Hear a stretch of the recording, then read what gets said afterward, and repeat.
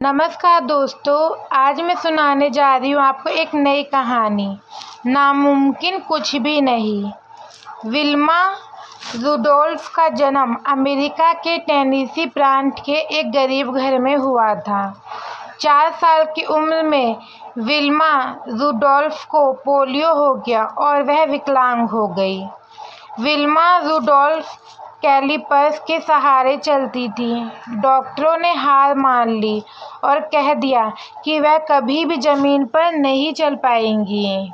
Wilma Rudolph की मां सकारात्मक मनोवृत्ति महिला थी और उन्होंने विल्मा को प्रेरित किया और कहा कि तुम कुछ भी कर सकती हो, इस संसार में नामुमकिन कुछ भी नहीं।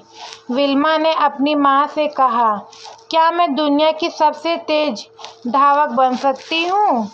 मां ने विल्मा से कहा कि ईश्वर पर विश्वास, मेहनत और लगन से तुम जो चाहो वह प्राप्त कर सकती हो। 9 साल की उम्र में उसने जिद करके अपने ब्रेस निकलवा दिए और चलना प्रारंभ किया। कैलिपर्स उतार देने के बाद चलने के प्रयास में वह कई बार चोटिल हुई एवं दर्द सहन करती रही, लेकिन उसने हिम्मत नहीं हारी एवं लगातार कोशिश करती गई। आखिर में जीत उसी की हुई और 1-2 वर्ष बाद वह बिना किसी सहारे के चलने में कामयाब हो गई। उसने 13 वर्ष की उम्र में अपनी पहली दौड़ प्रतियोगिता में हिस्सा लिया और सबसे अंतिम स्थान पर आई, लेकिन उसने हार नहीं मानी और लगातार दौड़ प्रतियोगिताओं में हिस्सा लेती गई। कई बार हारने के बावजूद वह पीछे नहीं हटी और कोशिश करती गई और आखिरकार एक ऐसा दिन भी आया जब उसने प्रतियोगिता में प्रथम स्थान प्राप्त कर लिया। 15 वर्ष की अवस्था में उसने टेनेसी राज्य विश्वविद्यालय में प्रवेश लिया, जहां उसे कोच एड टेम्पल मिले। विल्मा ने टेम्पल को अपनी इच्छा बताई और कहा कि वह सबसे तेज धाविका बनना चाहती है। कोच ने उससे कहा, तुम्हारी इसी इच्छा शक्ति की वजह से कोई भी तुम्हें रोक नहीं सकता और मैं इसमें तुम्हारी मदद करूंगा।